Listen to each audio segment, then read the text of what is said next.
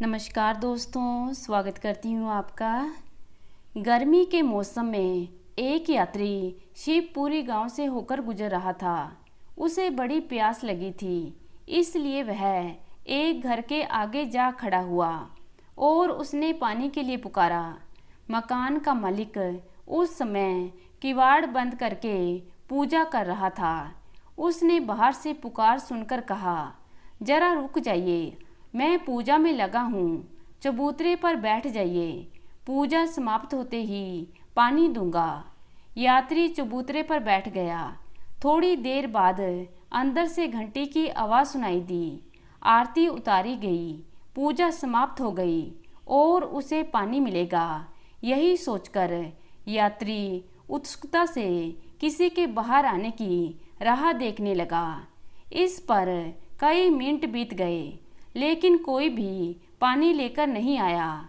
यात्री को लगा कि शायद लोग भूल गए हैं और उसने एक बार फिर पानी के लिए पुकार लगाई।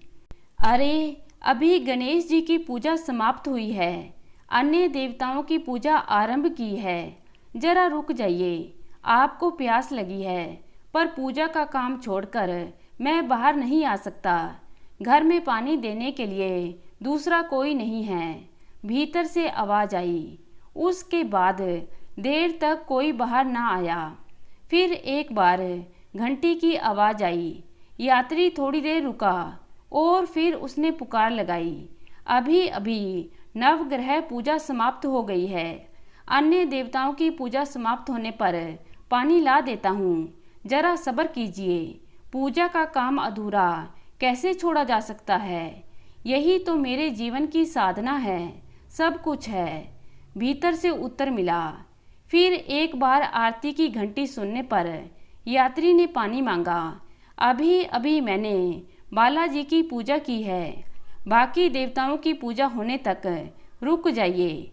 और मैंने कहा ना, मैं अभी पूजा के काम में रुकावट नहीं चाहता, बार बार पानी के लिए मत पुकारना। पूजा का काम समाप्त होने पर मैं पानी देता हूँ, भीतर की आवाज़ ने कहा। इस प्रकार मकान मालिक से बार बार यही जवाब मिलता रहा कि अमुक देवता की पूजा समाप्त हुई है और बाकी देवताओं की पूजा समाप्ति पर पानी मिलेगा, इसलिए तब तक सब्र करो। यात्री बेसब्री से राह देखता रहा। उसका गला सूखता जा रहा था। उसकी समझ में नहीं आ रहा था कि वक्त कैसे काटा जाए। वहाँ एक कुदाल पड़ी हुई थी। जब भी घंटी बजती थी, वह कुदाल से चबूतरे के पास एक एक गड्ढा खोदता गया। थोड़ी देर बाद पूजा समाप्त होने पर घर का मालिक पानी लेकर बाहर आया। उसने आदमी के द्वारा खोदे गए गड्ढे देखकर अचरज से उसकी ओर देखा और कहा, ये क्या बेकार के काम कर रहे हैं आप? गड्ढे खोदने से क्या होगा? यात्री ने बिना विचलित हुए कहा, महाशय, मुझे कुछ समझ में नहीं आ रहा था।